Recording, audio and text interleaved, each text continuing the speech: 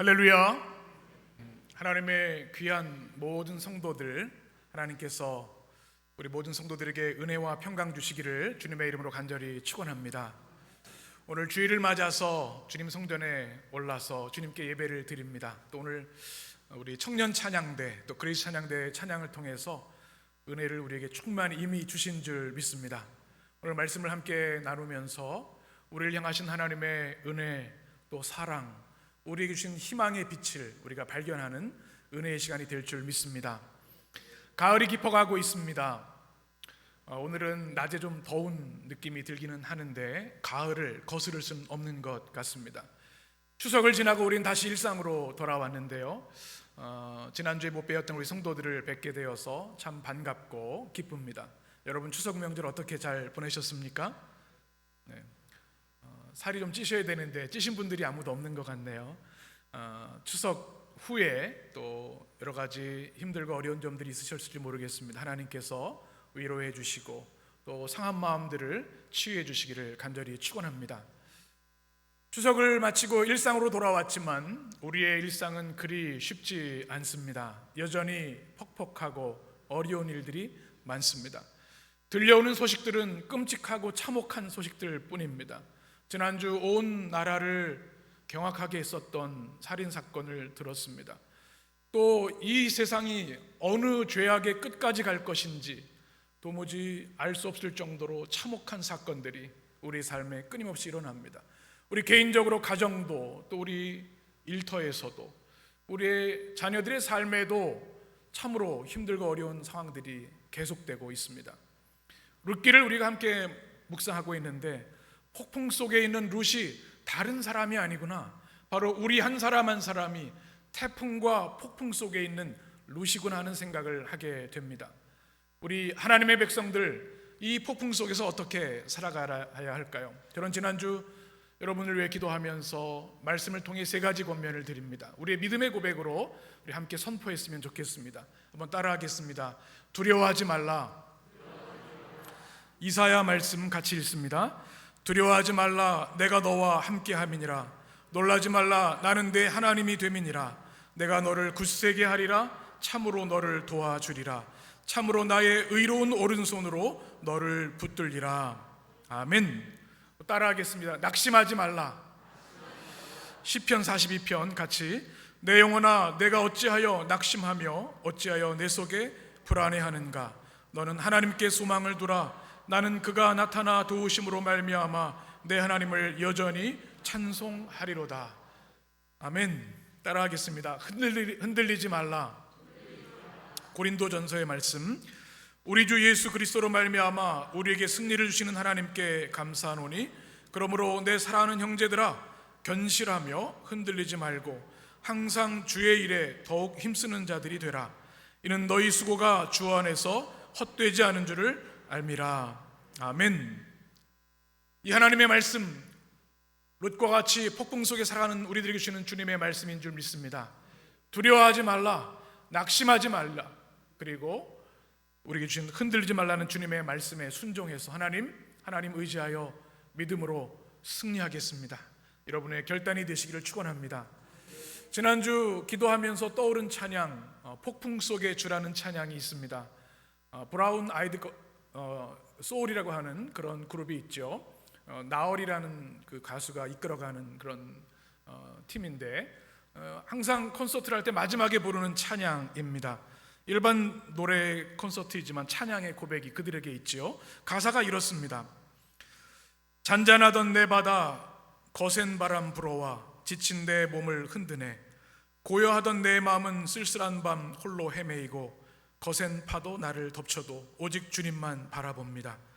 내 모든 걸 아시는 주님, 모든 짐을 주께 맡기네. 이끄소서 만왕의 주, 날 붙드소서 폭풍 전능의 주여. 잡으소서 생명의 주, 날 건지소서 폭풍 거치고 비추리라. 나 이제 주의 이름 높여 노래하리. 아멘. 참 아름다운 신앙 고백이죠. 폭풍 속에서도 전능하신 하나님을 의지하기에 그 안에서도 평안할 수 있고 찬양할 수 있는 그 이 나얼이라는 가수의 고백이 참 감동이 되었습니다. 한번 오늘 주일 예배 마치고 집에 가서 한번 들어보시면 큰 은혜가 되실 겁니다. 룻의 인생이 그렇고 우리 인생이 그렇습니다. 끊임없이 파도가 밀려오고 폭풍 속에 살아갑니다. 그때 우리가 해야 할 것, 폭풍 속에 주님을 바라보고 의지하는 것, 그것 하나뿐인 줄 믿습니다. 가을이 깊어갑니다. 여전히 우리에게 폭풍이 놓여져 있지만 우리 주님을 의지하고 주님을 신뢰하며 믿음 안에 폭풍 속에서도 승리하며 찬양하는 우리 성도들이 되시기를 간절히 축원합니다. 룻은 여전히 폭풍 속에 있습니다. 고향을 떠나 베들레헴에 돌아왔지만 평탄한 것이 하나도 없습니다. 여러분, 외국인으로 살아본 경험이 있으십니까? 모압을 지나 떠나 낯선 곳에 왔을 때 모든 것이 어렵습니다. 모든 것이 두렵습니다. 할 수 있는 게 아무것도 없습니다.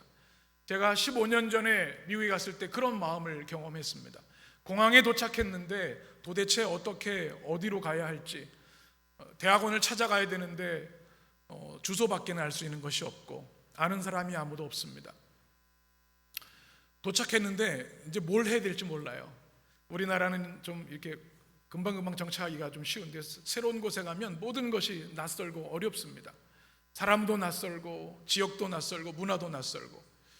이 3000년 전 룻은 말할 것도 없지요. 특별히 적대적인 한일 관계 같은 모압 땅에서 온 여인이니 그 모든 것이 생명의 위협이었습니다. 아는 사람도 없고 자기가 봉양해야 할 한 사람 나오미만 그에게 있을 뿐입니다. 위험하고 절망스러운 상황입니다. 그런데 그럼에도 불구하고 폭풍 속에 룻은 폭풍 속에 주님을 바라보았습니다. 이렇게 기도했을 겁니다. 하나님, 이 낯선 땅 폭풍 속에 제가 한가운데 들어왔습니다. 아는 사람도 없고 할 수 있는 것도 아무것도 없습니다. 오직 나오미 어머니의 여호와 하나님 한 분 믿고 약속의 땅에 돌아왔습니다. 그러니 주님 도와주십시오. 살 길을 열어주십시오. 당장 한 끼 먹을 양식도 없습니다. 주님, 제 삶과 어머니의 삶을 지켜주십시오. 그 기도를 가지고 밭으로 나갔습니다. 이삭 줍기를 하게 된 것이죠. 저는 이 룻의 기도를 보면서 오늘을 사는 이 시대의 성도들의 기도라는 생각을 했습니다. 하루하루가 그렇게 녹록하지 않습니다. 하나님, 우리 힘으로는 할 수 있는 것이 없습니다. 룻의 기도, 이 절망 가운데 폭풍 속에서 드렸던 이 기도가 우리의 기도와 다르지 않음을 저는 느낄 수 있었습니다. 그런데 그는 낙심하지 않고 밭에서 열심을 다하여 이삭을 주었습니다. 믿음이 무엇일까요? 절망할 수밖에 없는 상황 속에서도 절망하지 않고 믿음으로 견디는 것이 믿음입니다. 아멘이십니까? 그는 그 척박하고 절망스러운 상황 가운데 용감하게 밭으로 나아갔습니다. 그리고 성실하게 땀 흘려 이삭을 주었고 그것으로 양식을 삼고자 했습니다. 우리가 오늘 룻기 말씀을 묵상하면서 기억할 것이 있습니다. 룻이 그냥 보아스를 만난 게 아니라는 것입니다. 그에게 주어진 일상에서 최선을 다했습니다. 성실했습니다. 여러분, 이삭 줍는 거 여러분 해보셨습니까? 현대사에서 그럴 일이 별로 없는데요. 자기가 농사지어서 자기 양식을 거두는 건 떳떳하고 당당합니다. 그런데 이삭을 줍는다는 것은 자기 밭이 아닙니다. 가난하고 먹을 것이 없는 이웃들을 위해서 한쪽에 남겨준 그곳에서 주울 수 있는 겁니다. 자존심 상하는 일입니다. 또 사람들이 아래로 내려볼 수 있는 그런 상황입니다. 부끄럽습니다. 숨고 싶습니다. 그런데도 개의치 않아요. 룻은 성실히 땀 흘리며 이삭을 줍습니다. 왜 그렇습니까? 집에 있는 어머니를 위해서. 여러분, 사랑 때문에 하는 일은 부끄러움이 없습니다. 사랑 때문에 하는 일은 거룩하고 위대한 일입니다. 지금 룻이 그 일을 하는 겁니다. 그러다가 하나님이 예비하신 보아스를 만나게 된 것입니다. 우린 이것을 기억해야 합니다. 기도하고 아무것도 하지 않고 유행을 바라는 것은 믿음이 아닙니다. 기도하고 더 힘있게 땀 흘려 열심을 다해야 하나님은 기도의 열매를 맺게 하시는 것이죠. 룻은 사람들의 눈, 사람들의 비난, 저 비련의 여인 룻이구나, 아이고 불쌍한 여자, 그런 것에 귀담아 듣지 않았습니다. 오직 하나님이 이 약속의 땅에 이루실 하나님의 약속을 붙들고 어머니를 위해서 열심으로 성실로 일을 했습니다.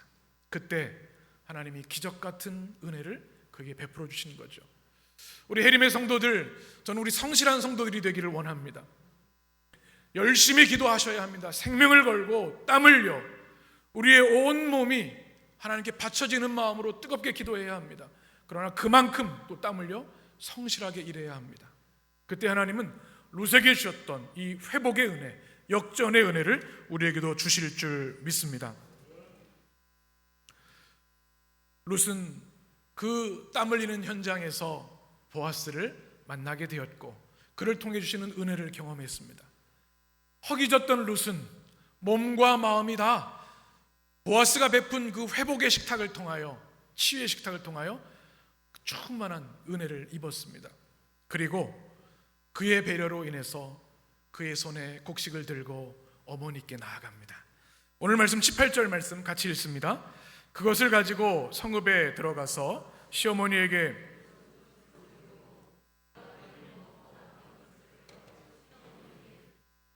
아멘. 오늘 말씀 18절에 보게 되면 그가 무엇을 가지고 성읍에 들어갔습니까? 이것이 바로 17절에 있는 보리 한 에바이겠죠. 그가 양식을 거두었고 보아스가 묶인 곡식을 풀어서 더 많이 줄 수 있었던 아주 풍성한 양, 우리로 치면 한 20kg 되는 양식을 가지고 간 겁니다. 한 사람이 한 달여 가량, 두 사람이 한 보름가량 먹을 수 있는 충분한 양식이었습니다. 한 여인이 하루 동안 이삭을 주어서 이렇게 많은 양을 거둘 수 없었죠. 이 룻의 마음이 어땠을까요? 요즘은 다 쌀을 배달시키는 일들이 많죠. 그런데 예전에는 농사를 짓거나 일을 하면 양식을 가지고 집에 돌아가면 우리 가족들 먹여 살려야지. 그때 그 뿌듯한 마음이 있습니다. 오늘 룻을 보면서 이런 생각을 합니다. 그 마음이 얼마나 좋았을까. 그리고 성경에 보니까 뭘 가지고 왔어요? 남은 음식. 여러분 오해하시면 안 돼요. 아니 시어머니한테 먹다 남은 음식을, 그게 아니고요. 룻은 보아스의 식탁에서 먹으면서도 항상 어머니 생각이었습니다. 그래서 어머니를 위하여 따로 준비한 음식을 어머니께 드렸어요. 어머니가 이걸 드시고 이제 그 허기를 해결하실 수 있겠구나. 룻의 이 기쁨의 마음이 여러분 느껴지시죠? 제가 이런 질문을 한번 드려보고 싶습니다. 여러분 이 장면에서 룻이 더 행복했을까요? 나오미가 행복했을까요? 둘 다 행복했을 것 같아요. 그렇죠? 여러분 나오미 입장에서 보면 먹을 것이 없는데 이방 여인 며느리가 하루 동안 수고해서 음식을 가지고 왔어요. 또 양식을, 큰 음식을 가지고 왔어요. 그러니 얼마나 고맙고 행복했을까요? 이제 제대로 된 식사를 광야를 지나라 못 먹었는데 행복했을 겁니다. 그런데 사실 룻이 더 행복했을 겁니다. 여기서 우리는 그런 생각을 하는 거죠. 주는 사람이 더 행복한가, 받는 사람이 더 행복한가? 받는 사람이 행복하죠, 그죠? 그런데 주는 사람에게는 주는 사람만이 느낄 수 있는 더 깊은 행복이 있습니다. 저는 어린 시절에 아버지께서 신방을 가시거나 어디 나가 오시다가 집에 들어올 때 항상 무슨 까만 봉지에 뭘 가지고 오세요. 그럼 그게 얼마나 좋은지, 사실 아버지보다 아버지 손에 들린 그 간식이 더 기억이 납니다. 때로는 고구마 옥수수도 있고요, 또 붕어빵도 있고 그랬던 기억이 나요. 근데 제가 아빠가 되고 보니까 나도 그때 좋았는데 우리 아이들 생각하니까 뭔가 좀 들고 들어가야겠다. 그래서 제가 요즘 하는 게 있습니다. 우리 동네 맛집을 여러분 아시는지 모르겠는데 한 7년 되니까 바삭하게 알고 있어요. 우리 동네 꽈배기가 아주 맛있는 집이 있습니다. 꽈배기라고 몇 개 딱 들고 가면, 물론 제가 먹으려고 살기도 하지만 아이들과 같이 모여서 먹으면 참 좋아요. 그리고 저희는 치킨을 참 좋아해서 저희가 좋아하는 맛집이 통당연구소가 있었는데 연구소가 폐쇄됐습니다. 안타까운 마음이 드는데, 저렴하고 참 좋았는데, 또 치킨을 가지고 가면 아이들과 모여서 이야기하면서 먹으면요 얼마나 행복한지, 제가 안 먹어도 그냥 마음이 뿌듯합니다. 이게 누구의 마음이에요? 주는 사람의 마음입니다. 룻의 마음인 거예요. 하루 종일 얼마나 피곤하고 어려웠겠습니까? 그런데 그의 마음에는 나오미를 향한 사랑이 있었고 어머니가 드실 생각을 하니까 너무나 행복한 겁니다. 룻은 하루 종일 어머니를 위해서 일했습니다. 사랑을 위해 일했고 사랑을 위해 양식을 공급해 드린 거죠. 여러분, 거룩한 게 무엇일까요? 사랑으로 일하면 그것이 거룩한 일입니다. 아멘이십니까? 하나님의 은혜를 기억하며 우리가 일터에서 때론 견디기 힘들고 사람들에게 멸시받는 일이라 할지라도 그 안에 사랑이 있으면 그것은 위대한 일이고 거룩한 일입니다. 그래서 어머니의 일들이 위대한 일이고 거룩한 일이죠. 아버지의 일들이 거룩하고 위대한 일입니다. 온갖 수모를 견디고 가족을 위해서 땀 흘리는 일이기 때문에 사랑으로 하는 일이 거룩한 일입니다. 저는 우리 성도들의 바람이 있습니다. 여러분이 어떤 일을 하든 기도함으로 하시길 바라고 사랑으로 하시기를 바랍니다. 때로 하기 싫은 일이라 할지라도 기도하면 마음이 달라지고요, 사랑의 일이 마음에 샘솟습니다. 교회 일도 마찬가지입니다. 제가 제일 싫어하는 것, 시켜서 하는 겁니다. 시키면 하고 싶다가도 하기 싫어요. 여러분, 아이들에게 공부하란 말 하면 좋아할까요? 아이들도 알아요. 공부해야 되는 거 아는데 안 되는 거죠. 그런데 공부하라 그러면 하려고 하다가도 그만두는 겁니다. 교회 일도 마찬가지예요. 어떤 분들이 그래요. 목사님 좀 강하게 하셔야 되는 게 아닙니까? 그거는 여러분의 기쁨을 빼앗는 일이에요. 마음에서 우러나서 내가 주님을 위해서, 주의 몸된 교회에서 뭔가라도 하려고 하는 마음으로 해야 그게 거룩한 일이고 위대한 일입니다. 주님의 교회를 위해서 일하실 때에도 찬양할 때, 청소할 때, 교회를 위해서 헌신할 때, 하나님께 헌금을 드릴 때 무엇으로 해야 돼요? 사랑으로. 그러면 그것이 거룩한 일입니다. 우리 성도 여러분, 이 룻처럼 때로 견디기 힘들고 때로는 의미 없는 일처럼 보일지라도 누군가를 위해, 사랑을 위하여, 누군가를 위해 하나님 나라를 위하여 행할 때 하나님께서 그곳을 거룩하게 하시고 그들을 축복하시는 것 믿고 그렇게 살아가시기를 주의 이름으로 간절히 축원합니다. 이제 19절에 보면 이 룻의 모습을 본 나오미가 궁금증이 폭발합니다. 19절을 같이 읽습니다. 시어머니가 그에게 이르되 오늘 어디서 주었느냐?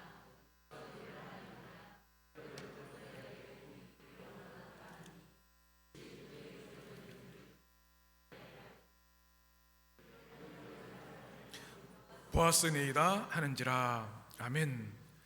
그럼 보아스의 이름이 처음 등장하는 장면이고요. 이 나오미가 너무 궁금한 거예요. 아니, 이방 여인 하루 동안 한 에바가 되는 보리 한 에바 이 많은 양을 가지고 들어오는 걸 이해할 수가 없는 겁니다. 그냥 조금이라도 가져왔으면 다행이라 생각했는데 이 두 사람이 풍족하게 한 2주를 먹을 수 있는 양식을 가지고 온 거예요. 도대체 어떻게 된 거지? 또 어디서 이랬냐? 누구에게 이 많은 양식을 얻었느냐? 궁금증이 폭발하는 겁니다. 그리고 뭐라 그래요? 너에게 이 은혜를 베푼 이에게 복이 있을지어다. 그랬더니 뭐라고 이야기를 합니까? 그 일을 하게 한 사람이 누구라고요? 보아스입니다. 룻의 이름에서, 룻의 입술에서 처음 보아스가 고백되는 장면입니다. 여러분 설레시죠? 들어서 그 사람이 보아스를 하더라. 그런데 어머니에게, 어머니, 제가 이 어려움 가운데 있었는데 그 사람이 바로 보아스라는 사람이 저를 이렇게 은혜를 베풀어서 양식을 많이 가져올 수 있었습니다. 여러분, 여기서 우리가 깊은 은혜를 발견하게 됩니다. 룻은 이 보아스가 누군지 잘 모릅니다. 그냥 부자인가 보다, 밭이 있나 보다 정도죠. 그런데 이 룻의 이야기를 들었을 때 나오미는 어땠을까요? 나오미는 예루살렘 살았던 사람이기 때문에 그가 누구인지 너무나 명확하게 알고 있는 겁니다. 그래서 보아스라는 이름을 들었을 때 나오미는 전율했을 겁니다. 아, 하나님이 내 인생 끝난 줄 알았는데, 내 인생 이제 아무 희망이 없는 줄 알았는데 희망의 빛을 비춰주시는구나.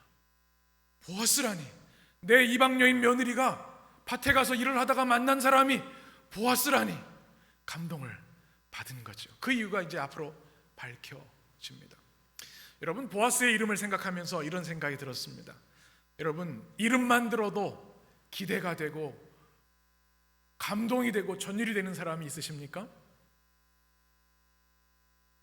우리 청년들 있죠. 우리 회장님 이효준, 이성준, 우리 청년 회장들 이름 들으면 전율이 되죠. 얼마나 예쁘고 사랑스러운지. 또 우리 장로님, 우리 권사님 이름만 이야기해도 참 감동의 눈물이 흐르는 그런 우리 교회가 되었으면 좋겠습니다. 이 세상에 복음을 몰라서 주님을 영접하지 않는 것이 아닙니다. 예수님이 어떤 분이신지, 예수님이 얼마나 좋으신 분인지 다 알아요.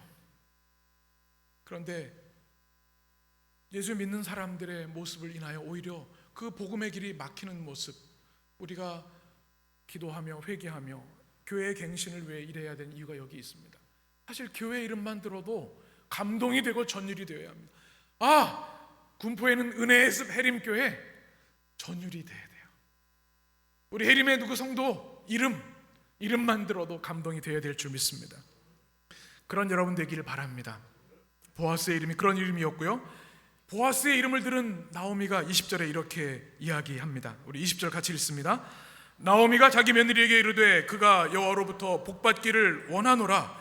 그가 살아있는 자와 죽은 자에게 은혜 베풀기를 그치지 아니하도다 하고, 나오미가 또 그에게 이르되 그 사람은 우리와 가까우니 우리 기업을 물을 자 중에 하나이니라 하니라.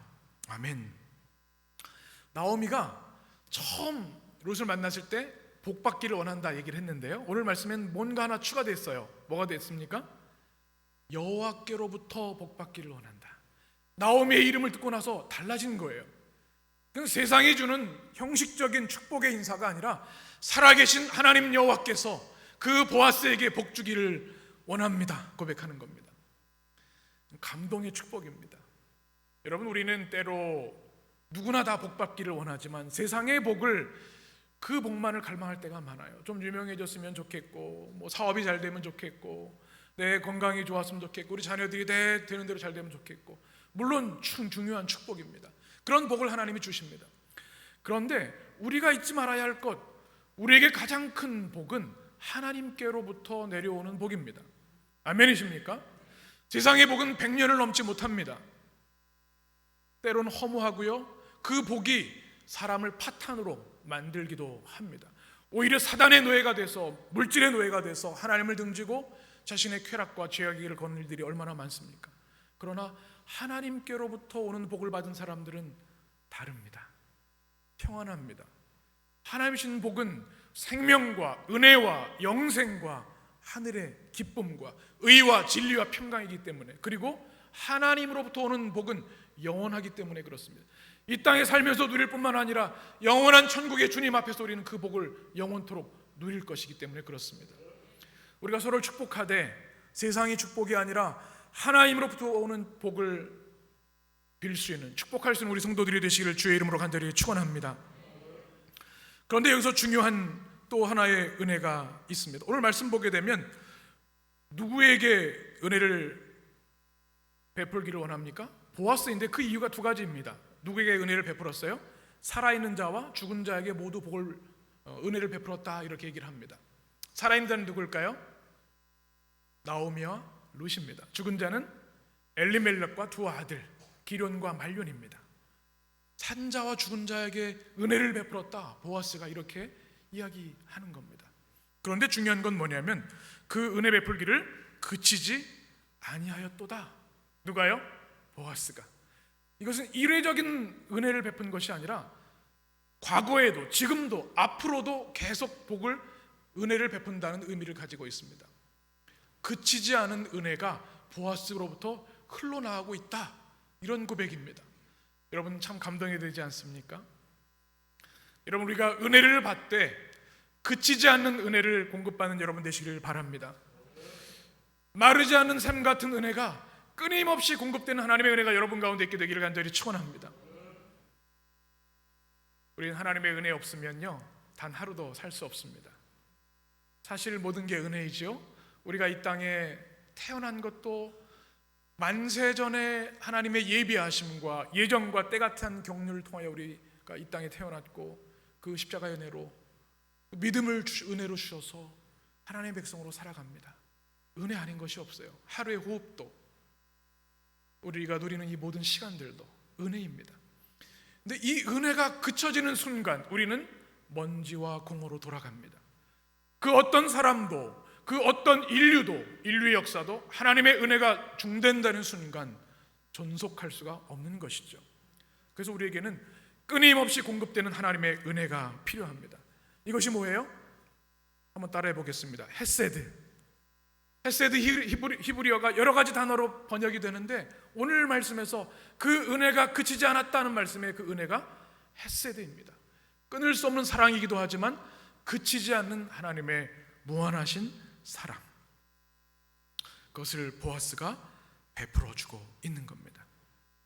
우리 행복한 사람은요, 하나님의 은혜를 날마다 공급받는 사람이 행복한 사람인 줄 믿습니다. 우리 하나님께서 마르지 않는 샘 같은 은혜를 여러분의 삶에 끊임없이 그치지 않은 은혜로 함께 하시기를 간절히 축원합니다. 이제 20절에 보게 되면 보아스가 왜 룻과 나오미에게 희망의 이름이 되는지를 설명하고 있습니다. 20절 말씀을 보시면 나오미가 자기 며느리에게 이르되 그가 여호와로부터 복받기를 원하노라 쭉 얘기하면서 마지막에 이렇게 얘기합니다. 그에게 이르되 그 사람은 어떤 사람입니까? 우리와 가까운 사람, 친족 중에 한 사람이에요. 우연히 만났는데, 우연히 그의 밭에 이르는데 그가 친족이에요. 얼마나 든든합니까?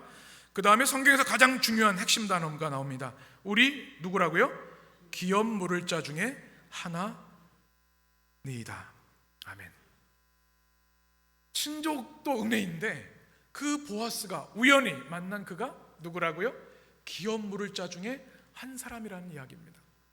우리가 이 구약의 언약의 신학, 또 신약 예수 그리스도를 통한 구원의 그 구원사를 이해하기 위해서 중요한 단어가 이 기업 물을 자라는 개념인데요. 구약 성경에서 하나님 주신 기업이 있습니다. 애굽을 떠나서 홍해를 건너 가나안 땅에 이른 다음에 하나님 주신 그것을 기업이라고 표현을 합니다. 우리가 나의 영원하신 기업에, 이것이 회사를 말하는 것이 아니에요. 어떤 분들은 회사를 주셨구나 이런 생각, 그게 아니라 하나님이 약속받은 땅에서 주셨던 은혜, 이 기업에 대한 두 가지 중요한 규정이 구약 성경에 기록되어 있습니다. 언약 백성에게 주신 첫 번째 규정은 땅에 대한 규정입니다. 레위기 25장 25절 같이 읽습니다. 만일 내 형제가 가난하여 기업 중에서 얼마를 팔았으면 그에게 가까운 기업 물을 자가 와서 그의 형제가 판 것을 물을 것이요. 아멘. 우리가 그 매일 성경을 통해서 레위기 말씀을 나누었죠. 하나님께서 가나안 땅에 지파를 통해서 땅을 분배해 주셨습니다. 하나님 주신 기업입니다. 그런데 시간이 지나다가 가난하게 되거나 재난을 당해서 그 땅을 팔 수밖에 없는 상황들이 생기는 겁니다. 그리고 급기야는 자기 자신도 지킬 수 없어서 노예로 팔려가는 경우가 생깁니다. 이것은 뭐 일상적인 나라는 그렇겠죠. 그러나 하나님의 백성은 그래서는 안 되는 겁니다. 그때 필요한 게 뭐냐면 고엘 제도라는 것이 있죠. 바로 기업 물을 자, 친족 중에 한 사람이 그 어려움을 당한 친척을 책임지고 회복시켜주는 것이 바로 이 기업 물을 자, 고엘 제도입니다. 어떻게 해야 될까요? 돈을 대신 지불해야 합니다. 대가를 치르고 그 땅을 찾아와서 그 원주인에게 땅을 돌려주는 것, 희년이 되면 다시 돌아오면 그 전에 하려면 이 고엘 제도를 실행해야 했던 것이죠. 그래서 이 기업 물을 자가 히브리어로 고엘 되어 있습니다. 한번 따라해 보실까요? 고엘. 굉장히 중요한 단어, 여러분 꼭 기억하셔야 합니다. 이 무르다는, 물을 자라는 뜻은 대신 빚을 갚아주고 땅을 되찾아주는 사람, 속전을 주고 사람을 구제해주는 사람을 말합니다. 대가를 희생하고 되찾아주는 거예요. 영어로는 뭐라고 해요? kinsman redeemer라고 합니다. kinsman 친족이죠. redeemer는 우리 redemption, 구속이라는 단어를 쓸 때 쓰는 말입니다. 친족 중에 구원해주는 자. 그 다음 사진도 한번 보시면 바로 나오미와 룻과 보아스가 이렇게 만났는데 그가 kinsman redeemer였던 겁니다. 기업 물을 자, 땅을 되찾아줄 자라는 이야기입니다. 두 번째는 자손과 가문에 대한 규정이 있습니다. 언약 백성들이 지켜야 할 두 번째는 바로 자손과 가문을 지키는 것. 이것이 뭡니까? 형사 취수제라는 제도입니다. 형제가 있습니다. 그런데 형이 결혼한 상태에서 죽었어요. 아내가 있고 아이들이 있는데 생계를 책임질 방법이 없습니다. 그래서 형제 중에 한 사람이, 가까운 사람이 대신 형수와 결혼을 하고 그 아이들을 양육하고 보호하는 것, 그래서 그 가문이 끊기지 않게 하는 것이 형사 취수제라고 이야기를 합니다. 이것을 계대 결혼이라고도 합니다. 이것은 고대 사회에서 인생이 완전히 끝나지 않도록 취약한 사람들을 보호하는 보호법이고 하나님의 명령이었습니다. 그런데 이 두 가지, 고엘 제도와 또 형사 취수제를 할 수 있는 사람이 누구였다고요? 보아스였던 겁니다. 우연히 밭에서 만난 사람. 룻은 파산 상태였습니다. 고향을 떠나왔고 가지고 있는 것이 아무것도 없어요. 나오미도 마찬가지입니다. 3000년 전에 그 생계를 책임져던 엘리멜렉이 죽었고 경제활동을 할 수 있는 아들들도 죽었습니다. 두 여인 아무 희망이 없어 보입니다.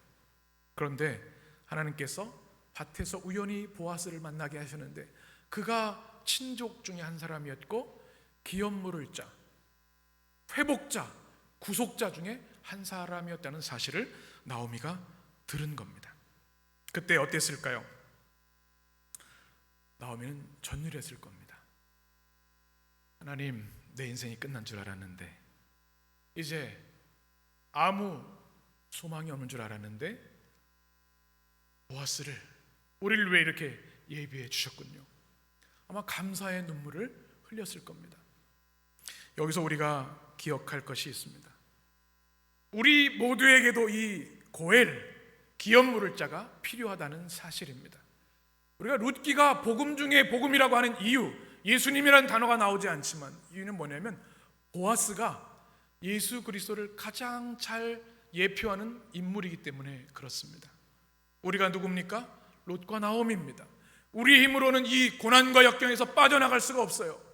누군가 우리에게 자신을 희생해서 구해줄 구속자, 고엘, 기업 물을 자가 필요한 겁니다.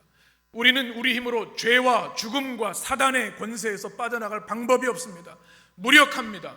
우리 죄를 해결할 방법이 없어서 영원한 저주 가운데 놓일 수밖에 없습니다. 그러나 그 모든 것을 되찾아 주시기 위해서 예수님께서 십자가에서 단 한 번의 완전한 희생 제물로 우리의 모든 죄를 속해 주시고 우리를 구속해 주셨습니다.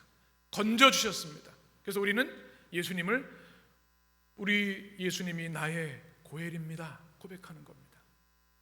내 절망, 슬픔, 저주의 운명에서 나를 생명과 기쁨과 영생으로 이끌으실 분은 오직 예수 그리스도, 나의 고엘이신 주님 한 분뿐입니다. 이것이 우리의 고백이 되는 것입니다. 사랑하는 여러분, 우리 주님께서 베풀어 주신 이 고엘의 은혜, 이 기업 물을 자의 은혜를 우리는 이미 받았음을 인하여 감사하시기를 축원합니다. 폭풍 속에 있지만, 절망 가운데 있지만 룻과 나오미가 의지할 사람이 아무도 없었더라면 비극으로 끝났을 겁니다. 그러나 그 폭풍의 한가운데에서 고엘인 기업 물을 자인 보아스를 만났을 때 그의 인생은 역전되었고 회복과 희망의 빛이 비추기 시작한 겁니다. 이것은 놀라운 성경의 복음 중에 복음입니다. 여러분, 오늘 우리가 찬양을 했죠. 나의 영원하신 기업. 여러분, 이 고백은 굉장히 강력한 복음의 메시지입니다. 신명기 32장 9절을 같이 읽겠습니다. 여호와의 분깃은 자기 백성이라. 야곱은, 여기 기업이라는 단어가 나오죠. 이게 나의 영원하신 기업할 때 같은 단어입니다. 그래서 분깃은 헬렉이라고 하는 히브리어로 되어 있습니다. 하나님과 백성 사이의 특별한 관계를 분깃이라고 얘기를 합니다. 또 여호와의 그가 택하신 기업이라고 할 때는 이것은 나할라, 대대로 이어져 내려오는 고유한 재산을 말합니다. 하나님이 우리를 하나님의 분깃, 기업으로 삼으셨다는 겁니다. 이것이 복음 중에 복음입니다. 어떻게 해요? 고엘이 되셔서 대가를 지불하시고 우리를 하나님의 영원한 소유, 특별한 소유, 왕같은 제사장으로 우리를 삼아주신 겁니다. 이제 더 이상 저주와 절망과 낙심 가운데 있을 필요가 없도록 우리를 건져주신 것, 우리를 주님의 기업 삼아주신 겁니다. 신명기 32장에 보면 하나님이 분깃 삼아주시고 기업 삼아주신 사람들이 준 복을 이렇게 말씀합니다. 같이 읽겠습니다. 여호와께서 그를 황무지에서 짐승이 부르짖는 광야에서 만나시고 호위하시며 보호하시며 자기의 눈동자같이 지키셨도다. 아멘. 하나님이 택하시고 대가를 치르시고 자기의 소유 삼으신 사람들을 어떻게 하시는가? 광야에서도 만나주십니다. 호위하시고 보호하십니다. 그리고 어떻게 지켜주신다고요? 눈동자같이 지켜주신다.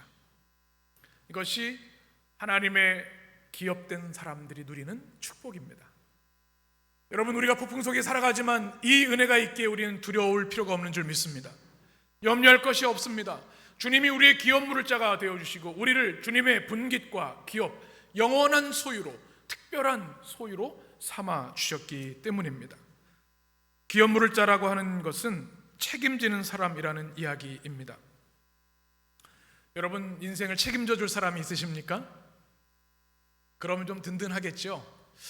그 사람이 날 책임질 수 있을까? 이런 생각하는 분들이 있을지 모르겠어요. 어느 정도는 책임질 수 있겠지만 엄밀하게 생각하면 그 누구도 우리의 인생을 책임질 수 있는 사람은 아무도 없습니다. 우리의 영혼을 누가 책임질 수 있겠습니까? 100년 이후 우리의 삶을 어떻게 책임질 수 있겠습니까? 오직 영원하신 하나님만이 우리를 책임질 수 있는 줄 믿습니다. 한번 따라해 보겠습니다. 저를 믿지 마세요. 사람 믿으면 낙심합니다. 사람은 사랑과 섬김의 대상일 뿐이죠. 우리가 믿어야 할 분은 우리의 기업 물을 자이신 우리 주 예수 그리스도 한 분이신 줄 믿습니다. 바로 룻과 나오미가 하나님의 은혜를 경험할 수 있었던 것은 바로 하나님이 주신 이 보아스에게 주셨던 이 기업 물을 자의 은혜 때문입니다. 저는 오늘 말씀을 묵상하고 설교문을 정리하면서 두 가지 강력한 단어가 떠올랐습니다. 하나는 등대입니다. 사진을 한번 보실까요?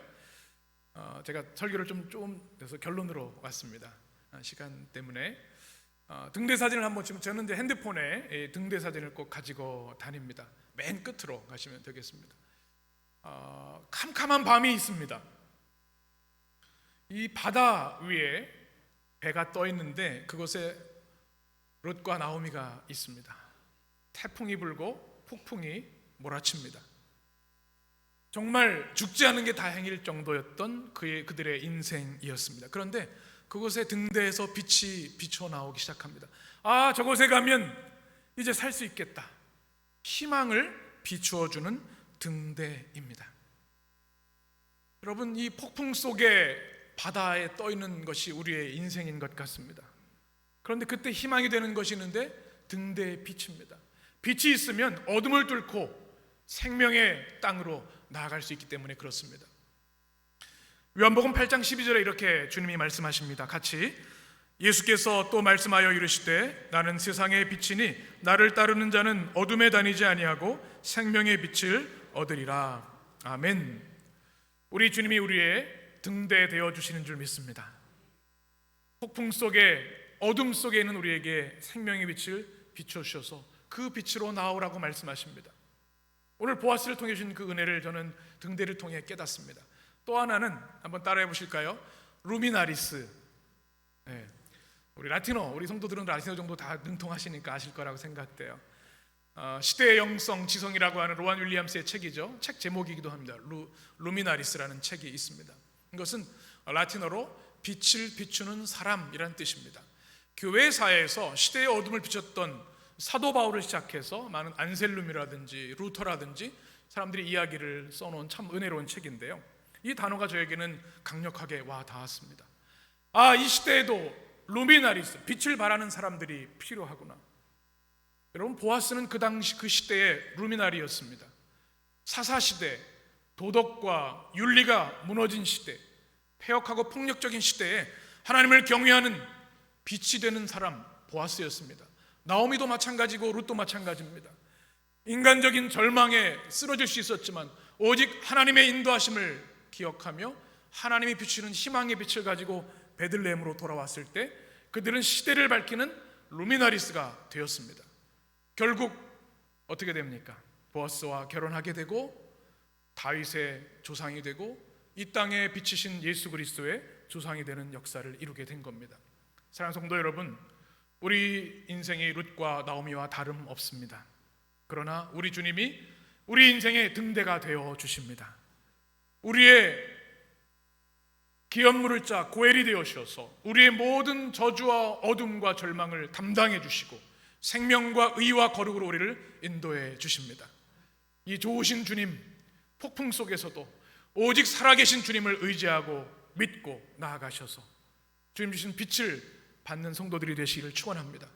그리고 그 빛을 발아서 이 어둠의 시대를 밝히는 루미나리스들이 되시기를 주님의 이름으로 간절히 축원합니다. 기도하겠습니다.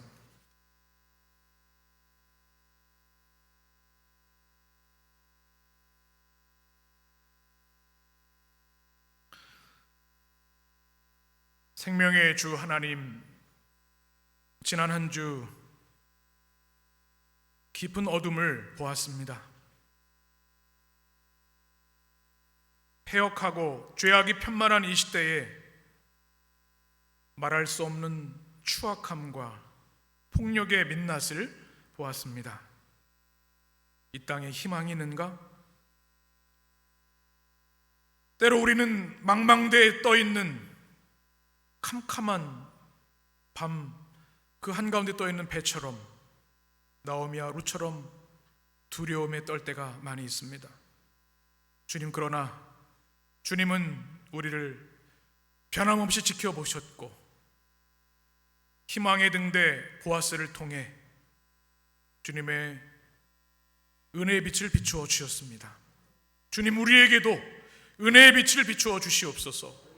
깨어지고 상한 우리의 심령 가운데 말라기 4장이 약속하신 것처럼 치료의 광선을 비춰 주시옵소서. 치유되고 회복되어 다시 일어나게 하여 주시옵소서. 오직 우리의 고엘 되시고 기업물을 자 되신 주님만을 의지하게 하여 주셔서 이젠 어둠이 아니라 빛 가운데 살아가게 하시고 절망이 아니라 희망의 사람들로 살게 하여 주옵소서.